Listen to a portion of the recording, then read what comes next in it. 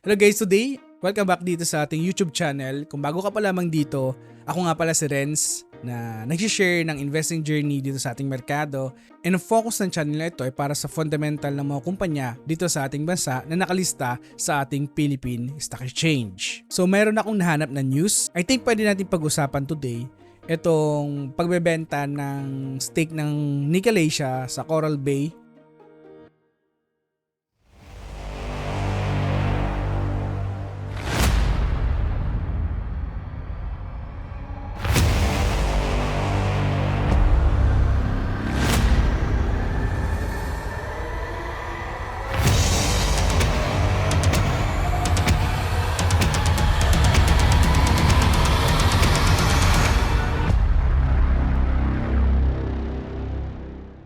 And I think maganda ito pag-usapan kasi yung share price din also ng Nickel Asia ay continuous itong bumabagsak.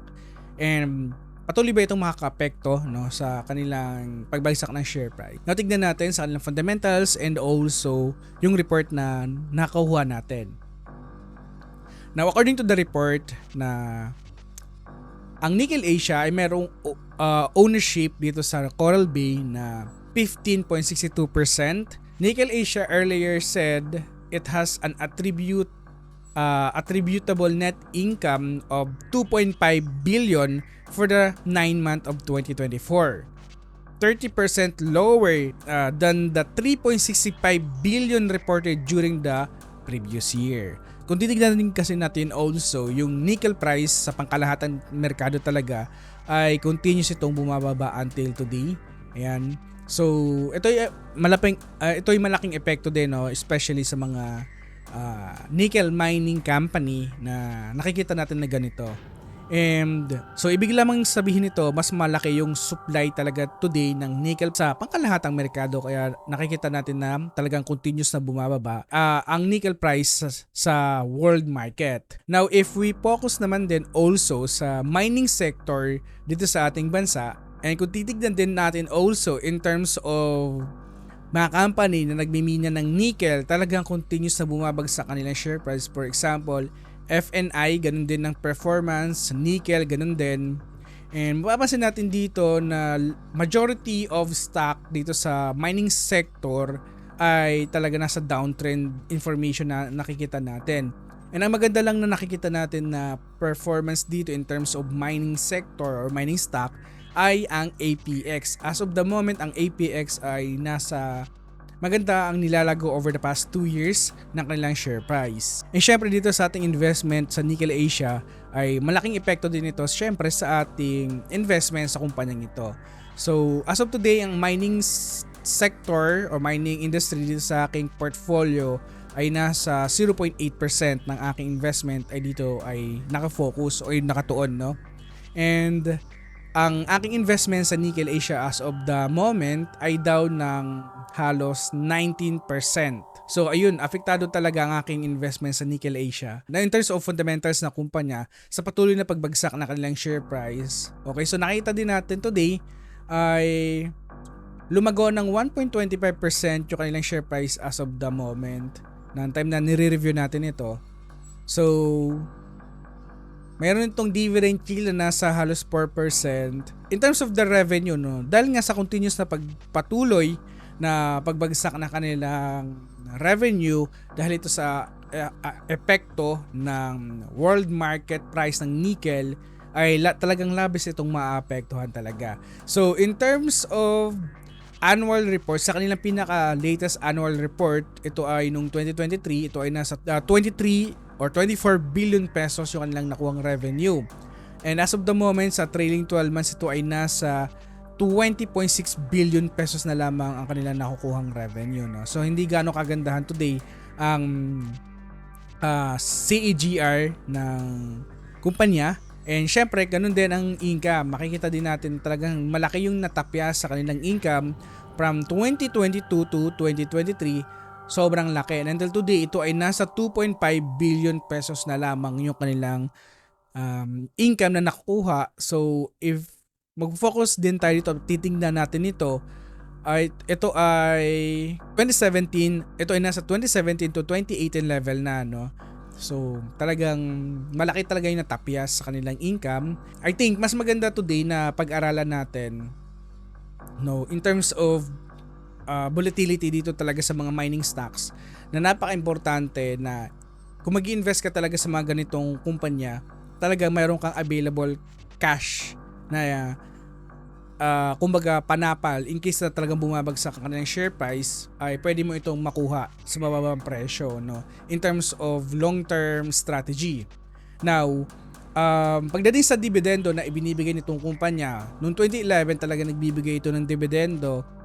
2011, 2012, 2013, 14, 15, 16, 17, 18, 19, 20, 21, 22, and 23, 24. So ibig sabihin from 2011 to 2024 until today ay continue sila nakakapagbigay ng dividends sa kanyang mga shareholders. So yun nga, ang dividend yield nila today ay nasa 3.9%. Pero kung titignan din natin dito sa performance na ito, ay continuous na bumababa yung kanilang dividendo na ibibigay sa kanyang mga shareholders over the years, no?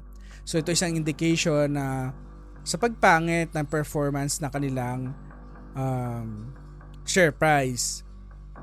And also, no, noong 2017, 2020 hanggang 2022 ay maganda ang nilalagaw ng kanilang performance in terms of this data, pero noong 2023 ay mas malaki yung kanilang dividendo, mas malaki yung kanilang dividendo na naibigay na nasa 5.5 billion compare sa kanilang free cash flow na nasa 2.6 billion pesos. So, para sa akin ito ay isang negative indication din na talagang babagsak ang kanilang performance as of today. And maliban doon, lumaki din ang kanilang utang na kinikater from 2021, ito ay nasa 3 billion pesos. 2022, ito ay nasa 4.3, and 2023, ito ay nasa 9.3 billion pesos. Mas maganda ito na gawin ng kumpanya, no, na talagang yung mga underperforming na I think mining earn nila ay talagang medyo pwedeng bawasan na, and para ma-menos yung cost ng kanilang productions, no, and also I think ang company nito ay talaga nagta-transition din, ay naghanap ng mga another revenue segment na pwedeng pagkunan nila. Itong company nagta-transition din sa renewable energy na talagang gusto nila makakuha din ng market share dito. And I think magandang indication din ito. Maliban sa mining, meron din silang renewable. Now in terms of in terms of gross profit margin and operating margin noong 2023, so ito ay maganda pa rin naman. Yung kanilang gross profit margin nasa 45% and ang kanilang operating margin ay nasa 37%. However, kung mag-focus tayo dito from 2021 until today, ayan, ay talagang bumababa ang dalawang information na ito. Now, dahil din sa pagpangit ng kanilang performance, yung kanilang free cash flow din as of the moment ay wala tayong nakuha dito na information. Ibig sabihin, either negative yung kanilang free cash flow. And dahil dyan, ang ating valuation din dito ay talagang apektado din sa Nickel Asia as of the moment. Now in terms of our historical information, in terms of their fair value, ang pinaka nakuha natin dito na justifiable ay nasa 2.48 pesos to 3.4 pesos per share. So malaki talaga yung binagsak ng kanilang performance as of the moment, no. And para sa akin guys, no, even though na bagsak ang aking investment dito sa Nickel Asia Corporation, until today ay hindi ko pa dinadagdagan ng aking investment kasi para sa akin masyado pang maaga na mag-add ng additional shares sa kumpanyang ito. Mababa pa rin talaga yung demand ng nickel products sa pangkalahatang merkado. Kaya yun yung reason kung bakit hindi ako dumadagdag ng additional shares sa investment natin or investment ko. And in terms of long-term perspective naman sa company, I think maganda pa rin ito paglagakan over the long run kasi yung nickel product ay talagang continuous itong ginagamit, no, in terms of modern society, no, talagang continuous itong ginagamit.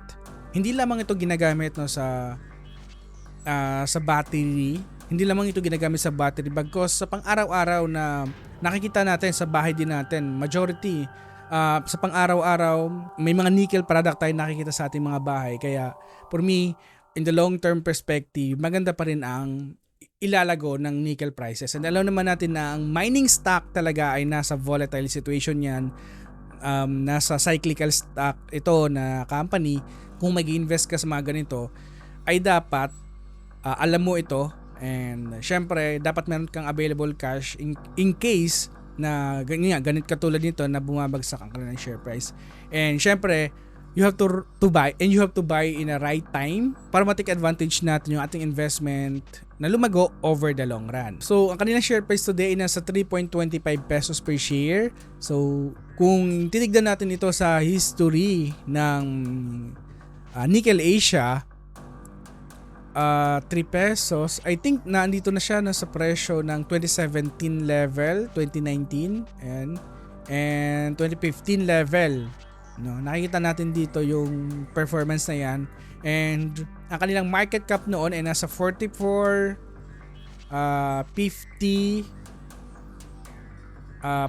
din. So ito yung market cap level ng company during the price of 3 pesos onward.